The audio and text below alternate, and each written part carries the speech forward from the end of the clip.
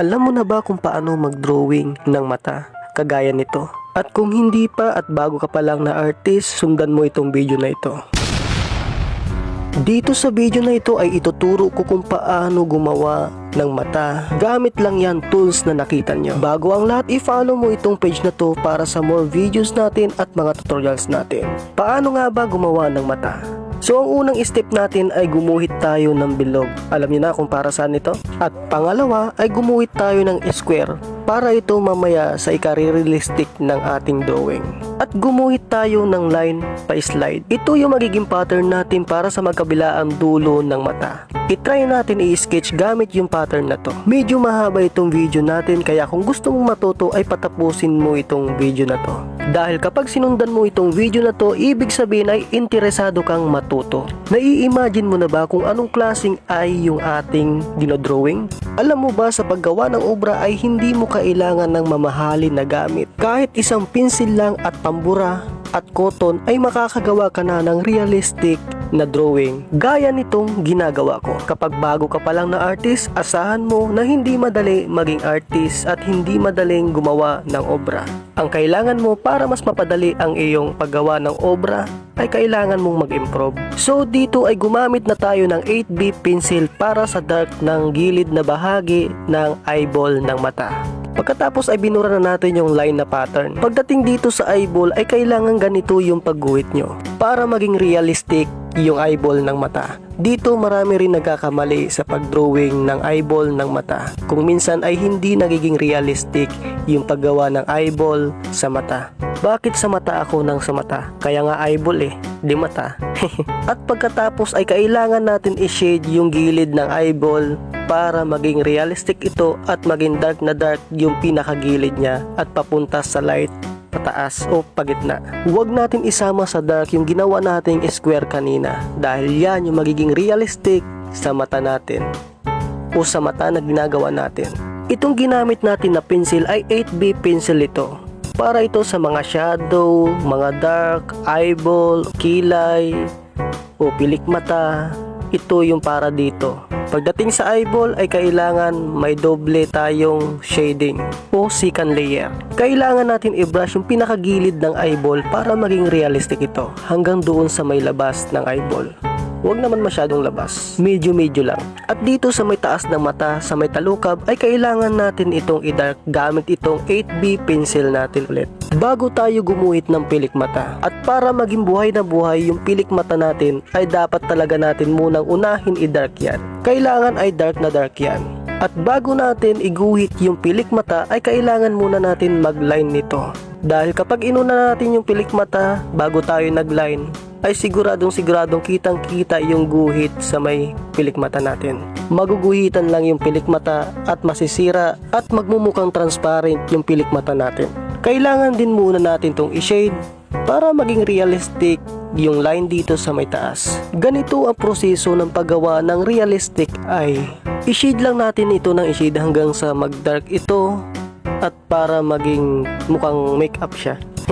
Dito na natin isusunod yung pilik mata na iguhit. Ito na, ginuguhit na natin yung pilik mata. Medyo binilisan na natin yung ating video, baka kasi humaba pa ng gusto yung ating tutorial. Ang paggawa nga pala ng pilik mata ay kailangan pa wave pataas, hindi siya diretso. Dahil kapag diretso yung ating pagguhit sa pilik mata ay hindi na magiging realistic. Itong ginawa natin na medyo pa-wave siya pataas ay ito yung karapat-dapat para maging realistic yung ating pilik mata.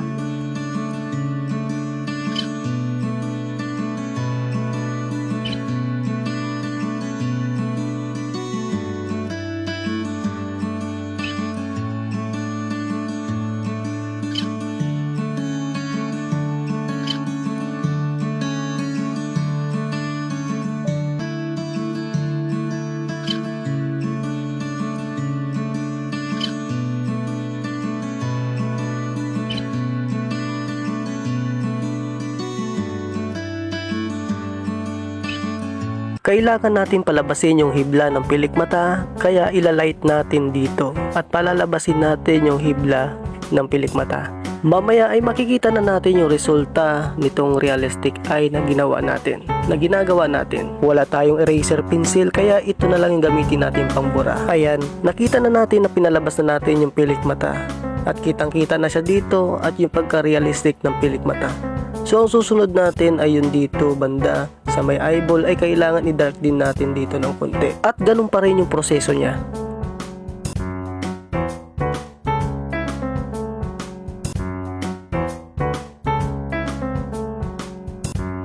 Isusunod na natin yung dito ay sa may baba. Di ba may pilik mata din dito sa may baba? So palalabasin din natin yung realistic ng pilik mata dito. Kailangan yung part dito ay kailangan natin itong i-dark. Hanggang dito lang. Siya nga pala, i-comment mo kung ano yung gusto mong i-tutorial natin sa next video natin. Sa bahagi dito ay kailangan natin itong i-dark. Para dito sa pilik mata dito sa may baba. Pero wag masyadong i-dark. Yung sakto lang. Importante na malaman natin yung part dito kasi ito yung pinaka-importanting bahagi sa may mata para maging realistic yung mata na ginagawa mo. Dahil ito yung magdadala o maging makatotohanan yung face na dinodrawing mo. Sa mata kasi nakabase yung face na ginagawa mo para maging realistic yung muka na dinodrawing mo. Kapag hindi naging realistic yung mata ay hindi rin magiging realistic yung face na dinodrawing mo. Kapag nagsisimula ka palang magdrawing, ang una mong kailangan na masterin ay yung mata at yung buhok. Dahil yung dalawang bahagi na yan ang magdadala sa drawing mo at magpapaganda.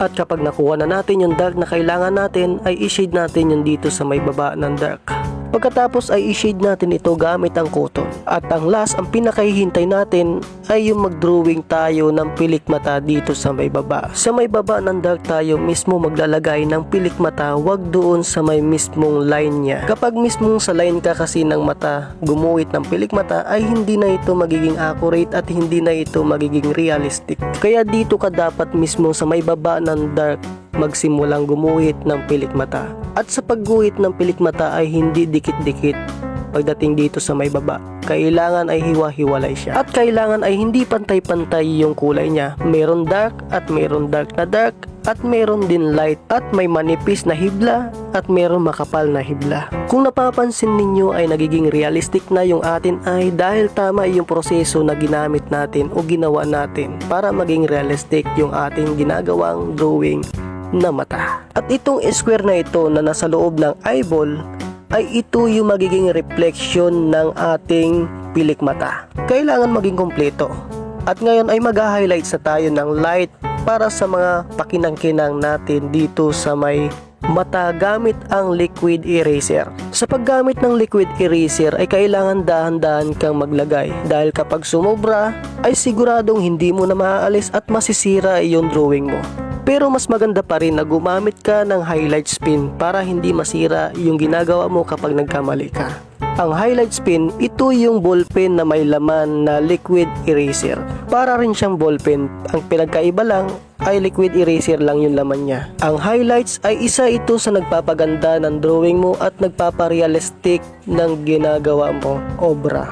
Kagaya nitong ginagawa natin. So ayun mga kapinsel ay sana nasundan nyo yung ating tutorial at ang susunod na tutorial natin ay nakadepende sa comment ninyo. Kaya i-comment mo na kung ano yung gusto mong malaman o mapag-aralan at huwag mo rin kalimutan na mag-follow dito sa akin page para nang sa ganon ay lahat ng mga videos ko ay mapanood mo at ma-notify ka sa mga i-upload natin mga videos tutorial.